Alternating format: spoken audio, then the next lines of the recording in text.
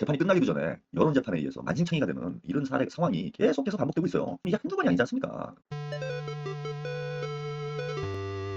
문화예술인들, 봉준호 감독을 비롯해서요. 문화예술인 2천여 명이 연서명을 했습니다. 그래서 고 이성균 경찰 수사 보안 문제 없었는지 해야 한다. 문화예술인들이 모두 들고 일어났어요. 그래서 봉준호 감독, 윤종신 가수, 김희성 배우 등 이 기자회견을 열고 성명서를 발표를 했습니다.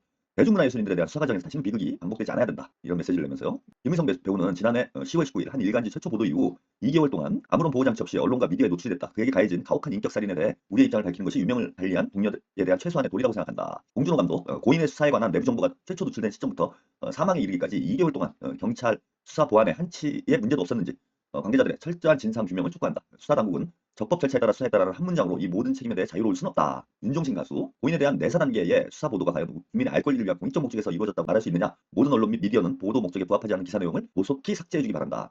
유튜버들에 대한 비판도 있습니다. 일부 유튜버를 포함한 황색 언론들, 이른바 사이버 레카의 병폐에 대해 우리는 언제까지 침묵해야 되느냐? 대중문화 예술인이 대중의 인기에 기반할 수밖에 없다는 점을 이용해 악의적으로 검증되지 않은 소스를 흘리거나 충분한 취재나 확인 절차 없이 이슈화에 막 급한 이들에게 자정의 방법은 없겠느냐? 이러면서 피의사실 공표와 유출로 인한 여러 부당한 피해를 막기 위한 입법 보완을 촉구하고자 국회의장에게 성명서를 전달할 예정이다. 이른바 이성균법을 해서 검토를 해주기를 요구를 하는 이런 성명서를 발표를 했습니다.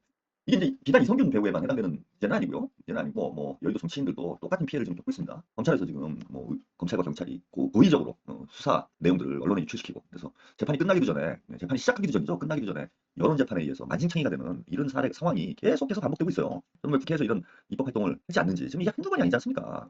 가장 큰 피해는 사실 또 민주당이 당하고 있는데, 민주당에도 좀 적극적으로 문화예술인들의 요구를 수렴해서 이게 피의 사실이 무차별적으로 이렇게 공표가 되는, 그래서 피해자가 계속 양산되는 이런 상황을 이제는 좀 끝내야 되지 않을까? 이성균 씨의 죽음이 의미 없는 죽음이 되지 않도록 정치권에서도 관심을 좀 가져야 되지 않을까 이렇게 봅니다.